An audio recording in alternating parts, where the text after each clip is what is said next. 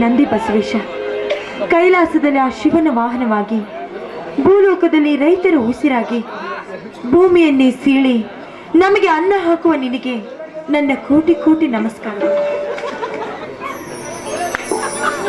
ಓ ತಂದೆ ನಂದಿ ಬಸವೇಶ, ಈ ಶ್ರಾವಣ ಸೋಮವಾರದಲ್ಲಿ ನಾಡಿನ ತುಂಬ ರೈತರು ನಿನಗೆ ಆರತಿ ಮಾಡಿ ಹರ್ಷ ವ್ಯಕ್ತಪಡಿಸುತ್ತಾರೆ ತಂದೆ. ರೈತನೇ ಈ ರಾಷ್ಟ್ರದ ಸಂಪತ್ತೆಂದು ಈ ರೈತನಿಗೆ ಬಿರುದು ಬರಬೇಕಾದರೆ ಅದು ನಿನ್ನಿಂದ ತಂದೆ. ರಾತ್ರಿ ಹಗಲು ಅನ್ನದೆ, ಚಳಿ ಮಳಿ ಅನ್ನದೆ ನಿನ್ನನ್ನು ಹಿಡಿದುಕೊಂಡು ಉತ್ತಿ ಬಿತ್ತಿ ಬೆಳೆದು ಇಡೀ ನಾಡಿಗೆ ಅನ್ನ ಹಾಕಿ ಅನ್ನದಾತ ನೆನೆಸಿಕೊಳ್ಳಬೇಕಾದರೆ ಅದು ನಿನ್ನ ಅದ್ಭುತ ಶಕ್ತಿಯಿಂದ ತಂದೆ. ಆದರೆ ನನಗಿರೋದೊಂದೇ ಬಯಕೆ, ನೇಗಿಲ ಹಿಡಿದ ಈ ಕೈಗೆ ಶಕ್ತಿ ಕೊಡು. ಬಸವ ಬಸವ ಎಂದು ಪೂಜಿಸುವವರಿಗೆ ಮುಕ್ತಿ ಕೊಡು. ಅಂದಾಗ ಈ ರೈತನ ಹೆಸರು ನಾಡಿನ ಉಸಿರಾಗುತ್ತದೆ. ಸ್ವಾಮಿ, ಎಂಥ ಉದಾರ ಭಕ್ತಿ ನಿಮ್ಮದು. ಹೌದು ಗೌರಿ, ಹೌದು. ಒಕ್ಕಲಿಗ ಒಕ್ಕದಿದ್ದರೆ ಬಿಕ್ಕುವುದು ಈ ಜಗವೆಲ್ಲ ಎಂಬ ನೀತಿ ನಿನಗೆ ತಿಳಿದಿಲ್ಲವೇ? ಇಲ್ಲ. ಈ ರೈತನೊಬ್ಬ ಮೈಗಳ್ಳತನದಿಂದ ಸೋಮಾರಿಯಾಗಿ ಇಲ್ಲವೇ ರೌಡಿಯಾಗಿ ಕಳ್ಳ ಸುಳ್ಳರ ಹಾದಿ ಹಿಡಿದರೆ ಈ ಜಗದ ಜನರ ಅನ್ನದ ಪರಿಸ್ಥಿತಿ ಏನಾಗುತ್ತಿದೆ ಗೊತ್ತಾ? ಹೊಟ್ಟೆಗೆ ಹಿಡಿ ಅನ್ನವಿಲ್ಲದೆ ನಿಟ್ಟುಸಿರು ಬಿಟ್ಟು ಎಂತಹ ಶ್ರೀಮಂತನಾದರೂ ಕೂಡ ಹಸಿವು ಹಸಿವು ಎಂದು ಪ್ರಾಣ ಬಿಡುತ್ತಾನೆ. ಅದಕ್ಕಾಗಿ ಈ ಕೈಗೆ ಶಕ್ತಿ ಕೊಡು ಎಂದು ಬೇಡಿಕೊಂಡೆ.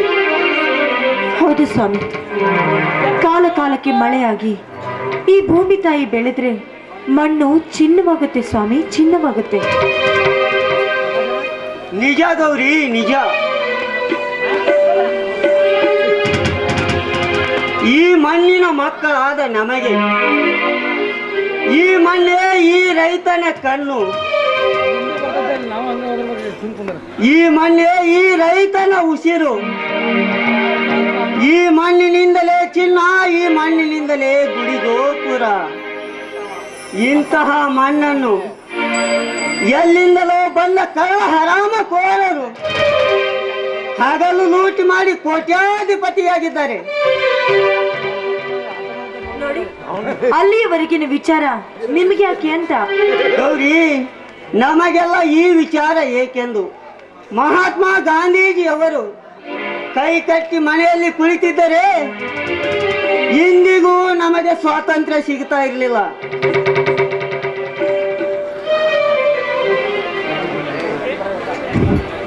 ಮಾಮ, ನಿಜವಿದೆ ನಿಮ್ಮ ಮಾತು.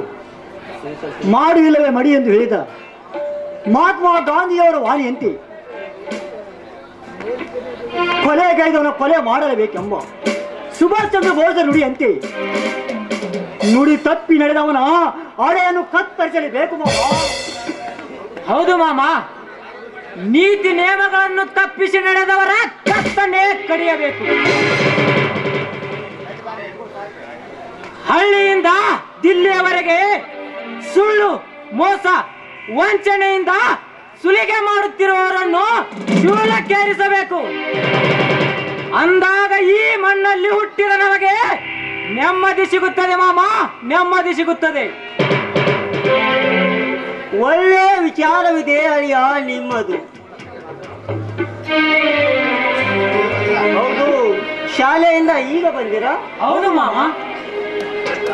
ನಿಮ್ಮಿಬ್ಬರ ಓದು ಚೆನ್ನಾಗಿದೆ ತಾನೆ? ಇಬ್ಬರು ರ್ಯಾಂಕ್ ಲಿಸ್ಟ್ ನಲ್ಲೇ ಇದ್ದೇವೆ ಮಾಮ. ಎಷ್ಟೇ ಆದ್ರೂ ನನ್ನ ತಮ್ಮಂದ್ರಲ್ವೇ ನೀವು? ಹೌದಕ್ಕ, ನಿಜವಿದೆ ನಿನ್ನ ಮಾತು. ದಿನನಿತ್ಯ ಬೆಳಗುವ ಪೇಪರ್ನಲ್ಲಿ ನೋಡಿದರೆ ಈ ಭ್ರಷ್ಟ ಸಮಾಜಕ್ಕೆ ನಾನು ಸುತ್ತನಾಗಿ ಓದಿನಿಂದ ಮುಂದೆ ಬಂದು ಈ ಮಣ್ಣಿನ ಋಣ ತಿರ್ತೀನಿ. ನಿಜ ಅಣ್ಣ. ರಾಮಾಯಣದಲ್ಲಿ ಶ್ರೀರಾಮಚಂದ್ರನಿಗೆ ಲಕ್ಷ್ಮಣ ಸ್ಫೂರ್ತಿಯಾದಂತೆ ಇಂದು ನಾನು ಕೂಡ ನಿನ್ನ ಸುಖ ದುಃಖದಲ್ಲಿ ಭಾಗಿಯಾಗಿ ಈ ಮಣ್ಣಿನ ಋಣ ತೀರಿಸ್ತೀನಿ ಅಣ್ಣ. ಈ ಮಣ್ಣಿನ ಋಣ ತೀರಿಸ್ತೀನಿ. ನಿಮ್ಮಂತ ಅಳಿಯಂದ್ರನ್ನು ಪಡೆದ ನನ್ನ ಜನ್ಮ ಸಾರ್ಥಕವಾಯಿತು. ಬನ್ನಿರಿ. 15 ವರ್ಷಗಳ ಹಿಂದೆ ನಿಮ್ಮ ತಂದೆಗೆ ನಾನು ಕೊಟ್ಟ ಮಾತು ಪೂರೈಕೆಯಾಗುವುದರಲ್ಲಿ ಸಂದೇಹವೇ ಇಲ್ಲ. ಮಾಮ, 15 ವರ್ಷದ ಹಿಂದಿನ ಚರಿತ್ರೆ ಏನು ಹೇಳು ಮಾಮ?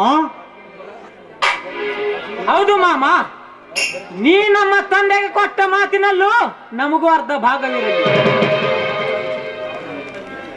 ಅವನ ರಕ್ತದಿಂದ ಜನಿಸಿದ ನಾವು ನಮ್ಮ ರಕ್ತದಿಂದಲೇ ಅದನ್ನು ಬರೆದು ನಿನ್ನ ಮಾತು ನಡೆಸಿಕೊಡ್ತೀವಿ. ಕೊಟ್ಟ ಮಾತು ಇಟ್ಟ ಗುರಿ ಎಂದು ತಪ್ಪೋಣಲ್ಲ ಈ ನಿಮ್ಮ ಆನಂದ ಸತ್ಯಾನಂದ. ತಮ್ಮಂದಿರ, ಏಕಕ್ಕ, ನಿನ್ನ ಕಣ್ಣಲ್ಲಿ ನೀರು.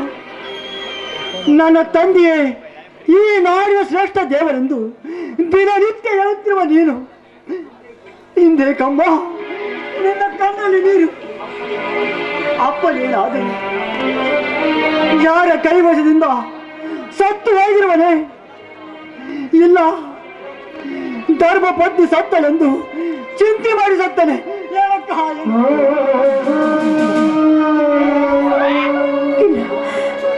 ಅಂತ ಕಾರಣ ಬರೋವರೆಗೂ ನಾನೇನನ್ನು ಹೇಳಲಾರೆ. ದಯವಿಟ್ಟು ನೀವ್ಯಾರು ನನ್ನನ್ನೇನು ಕೇಳಬೇಡಿ. ಹೌದು ಅಳಿಯಂದಿರೇ, ಕೆಲವು ಮಾತು ಕೊಟ್ಟಲ್ಲಿ ಒಂದಂತೂ ಈಗ ನಿಮಗೆ ನಿಜ ಹೇಳುತ್ತೇನೆ.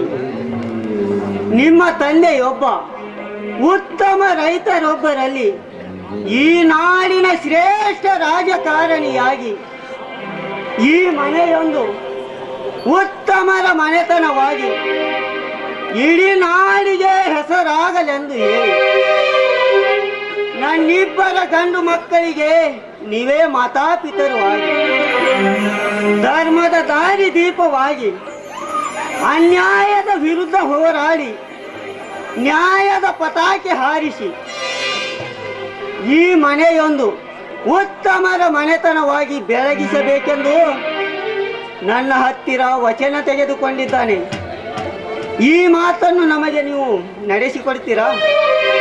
ಮಾಮ, ಬಚ್ಚಿಟ್ಟ ಮಾತನ್ನು ಎಚ್ಚರಿಸಿದಾಗ ನಾವು ಕೆಚ್ಚಗೆ ವೀರರಾಗಿ ನ್ಯಾಯದ ಮಚ್ಚನ್ನು ಹಿಡಿದು ಅನ್ಯಾಯದ ಸದ್ದನ್ನು ಕೊಚ್ಚಿ ಹಾಕಿ ನೀವು ಕೊಟ್ಟ ಅಪ್ಪನ ಮಾತನ್ನು ನಡೆಸಿಕೊಡ್ತೀವಿ ಮಾಮ, ನಡೆಸಿಕೊಡ್ತೀವಿ. ಈ ಮಾತು ಸತ್ಯ ಮಾಮ, ಈ ಮಾತು ಸತ್ಯ. ಹೌದು ಮಾಮ, ಖುಷಿಯಾಗಿದ್ದಾಗ ದೇವರು ಎಂತೆಂತವ್ರು ಸೃಷ್ಟಿ ಮಾಡ್ತಾನೆ. ಕೋಪ ಬಂದಾಗ ಮಾತ್ರ ನನ್ನಂತವ್ರು ಸೃಷ್ಟಿ ಮಾಡ್ತಾನೆ. ಹುಲಿ ಹೊಟ್ಟೆಯಲ್ಲಿ ಹುಲಿನೇ ಹುಟ್ಟುತ್ತೆ ಎಂಬಂತೆ ಶ್ರೀರಾಮನ ಚಂದ್ರನ ಹೊಟ್ಟೆಯಲ್ಲಿ ಹುಟ್ಟಿದ ನಾವು ಅವನ ಕೀರ್ತಿ ಬೆಳಗಿ ರಾವಣ ರಾಜ್ಯವಾಗಿ ನಡೆಸುತ್ತಿರುವ ಅಂತವರನ್ನು ಒದ್ದು ನಾವೇ ಪುಂಡರಿಂದ ಮೆರೆಯುತ್ತಿರುವ ಆ ಪ್ರಕಾಶ ಗೌಡನಂತವರ ಕಣ್ಣು ಕಿತ್ತು ಈ ನಾಡಿನ ಉಸಿರಿನಲ್ಲಿ ಅಪ್ಪನ ಹೆಸರು ಗಳಿಸಿ ನಾವು ಉತ್ತಮರ ಮನೆತನದವರೆಂದು ಹೆಸರು ಗಳಿಸ್ತೀವಿ ಮಾಮ, ಹೆಸರು ಗಳಿಸ್ತೀವಿ. ಈ ನನ್ನ ಮಾತು ಸತ್ಯ ಮಾಮ, ಸತ್ಯ.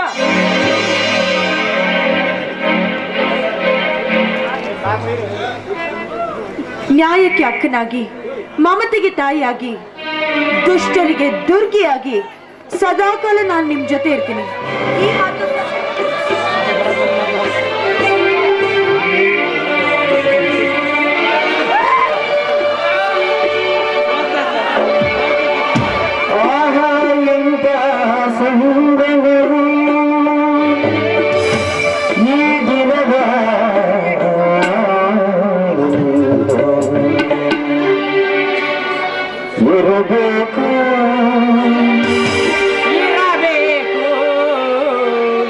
ಮನೆಯಂದರೆ ಹೀಗಿರಬೇಕು, ಮನೆ ತುಂಬಾ ನಗುವಿರಬೇಕು.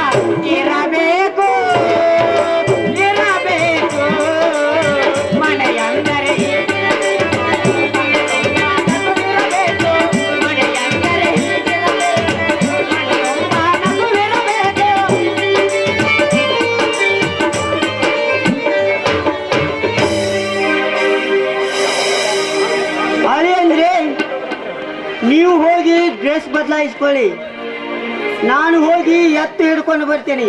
ಎಲ್ಲರೂ ಕೂಡಿ ಊಟ ಮಾಡೋಣ. ಆಗಲ್ಲ, ಹಾಗೆ ಆಗಲಿ. ಏನ್ರಿ, ನೀವು ಬೇಗ ಹೋಗಿ ಎತ್ತುಗಳನ್ನ ಹಿಡ್ಕೊಂಡು ಬನ್ನಿ.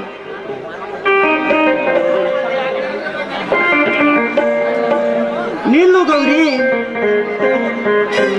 ನಿನ್ನ ತಮ್ಮಂದಿರ ಮುದ್ದು ಮಾತಿನ ಮಂಟಪದಲ್ಲಿ ನಿನ್ನ ಹೃದಯ ಮುಚ್ಚಿಟ್ಟುಕೊಂಡು ಹಾಗೇ ಹೋಗ್ತೀಯಲ್ಲ.